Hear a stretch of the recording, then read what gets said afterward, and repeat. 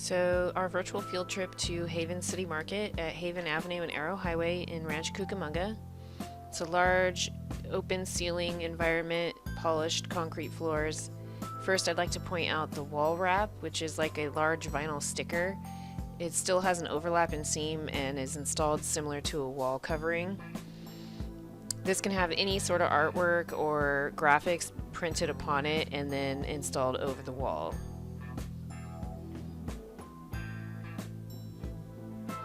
Next, you can see in the polished concrete floors the pre-existing flooring that was in place. When doing a polished concrete over an existing concrete floor, this is the type of evidence that you can see of the old floors. So it's basically the look of wear and tear that you can expect to see, and you want your client to know that this is not going to be a pristine, polished, perfect surface. In this area, they've even filled it in. You can see the exposed ceilings above with the HVAC system and the electrical showing. This is another finish. This is a plywood finished desk. You can see it at the reception as soon as you walk in. So they've used plywood and then they've stained it with the gray stain and just left it pretty simple and open for everybody to see, very raw. But in this section, you can see the exposed plywood seams. This is also made out of plywood. This is one of the custom-made booths for the space. Vinyl covered seats and exposed plywood constructed banquettes. It's pretty much just finished with a shellac that keeps it in the natural tone. On this wall is a type of finish that creates a really rough, textured, almost as like concrete finish. They even left it gray to give that concrete appearance.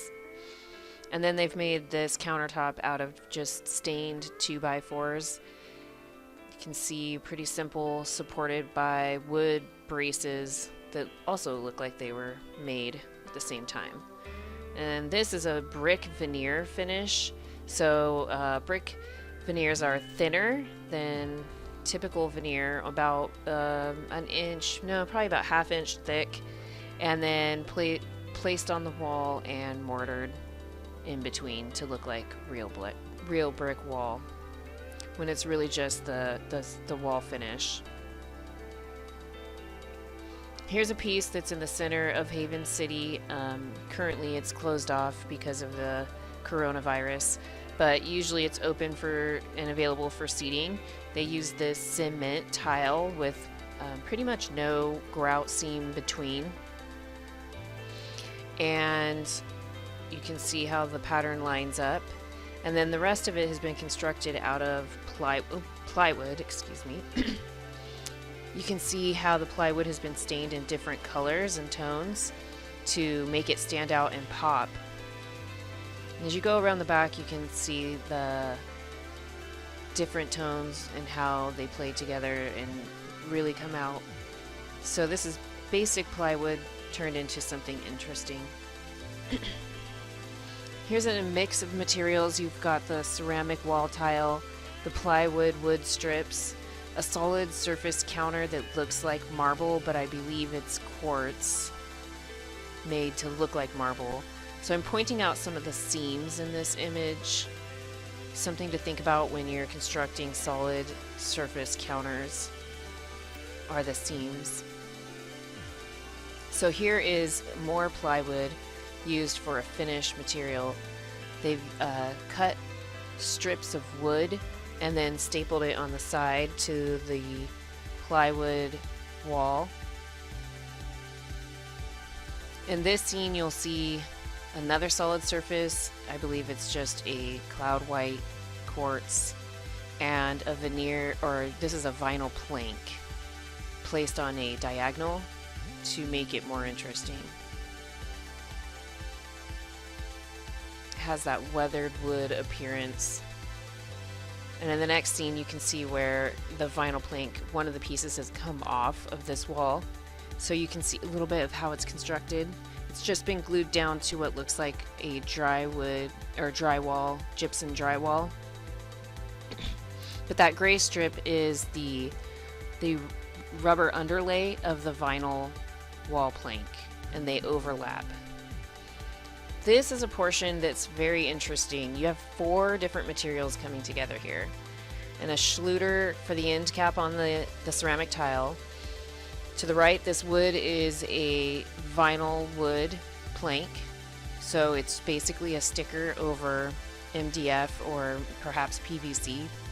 Then we have one of those wall covering wraps that's pretty much the oversized sticker with wall art upon it. And on this particular corner, they've left the finishes exposed, which, as you can see, causes a lot of damage to the corner. So you have to always be wary of that. And make sure to finish your corners off with a Schluter or a metal piece. And then there's the solid surface, which is likely a solid colored quartz. This image is of a vinyl wall covering.